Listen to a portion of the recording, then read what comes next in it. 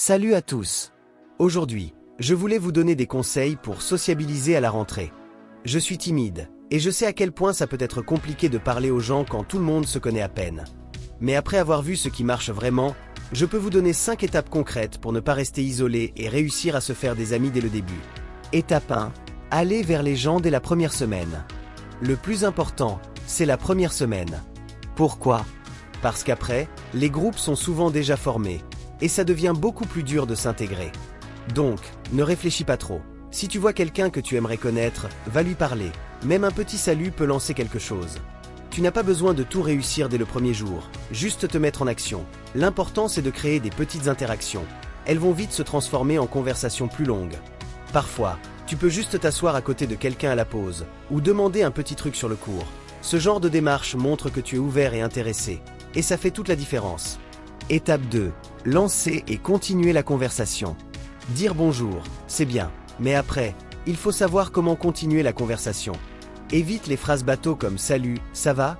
C'est simple, mais très vite il n'y a plus rien à dire. Préfère des questions ouvertes ou des remarques sur ce qui se passe autour de vous. Par exemple, « Tu as choisi quelles options cette année ?» Permet de parler des cours et des goûts. « Tias-vous les nouveaux profs ?» Il a l'air super strict. Une remarque sur l'environnement immédiat. Tu comptes participer à un club ou une activité cette année. Ouvre sur des intérêts communs. Et surtout, écoute vraiment ce que l'autre dit. Tu peux rebondir dessus, poser une nouvelle question ou partager ton expérience. C'est comme ça qu'une simple discussion devient un vrai échange. Étape 3. Rejoins des clubs ou activités. Les clubs ou activités sont parfaits pour rencontrer des gens sans pression. Sport, musique, théâtre, jeux vidéo. Tu as déjà un sujet commun, donc il n'y a pas besoin d'inventer une conversation. Moi, même en étant timide, ça m'aide beaucoup. Quand tu parles d'une activité que tu aimes, les échanges sont naturels et ça fait moins peur d'aller vers les autres. Et puis souvent, dans un club, tu vois les mêmes personnes plusieurs fois. Ça crée des occasions pour parler et tisser des liens sans forcer. Étape 4. Être naturel et partager un peu de soi. Quand la conversation est lancée, reste toi-même. Tu n'as pas besoin d'impressionner ou de raconter des trucs incroyables. Partager ce que tu aimes, des anecdotes du quotidien ou même des petites galères, ça crée du lien.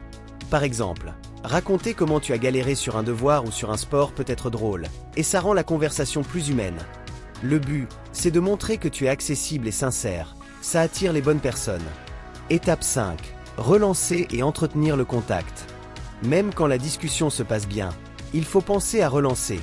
Propose de déjeuner ensemble, de travailler sur un devoir ou juste de discuter à la pause. Ces petits gestes montrent que tu veux continuer à créer un lien. Petit à petit, tu construis ton cercle, et la rentrée devient beaucoup moins stressante. Chaque petit pas compte, même si c'est juste sourire à quelqu'un ou échanger une phrase ou deux. Allez, maintenant il ne te reste plus qu'à te lancer, et à survivre à la première semaine. Bonne chance, et n'oublie pas, même les plus timides finissent par avoir leur groupe de potes. Alors respire, souris, et va voir les gens. Tu verras, ça peut être moins flippant que tu le crois. Et toi, quelle est ta plus grande peur pour la rentrée ? Dis-le-moi en commentaire, je te donnerai un conseil personnalisé. Si cette vidéo t'a aidé, n'hésite pas à liker, partager et t'abonner pour plus de conseils.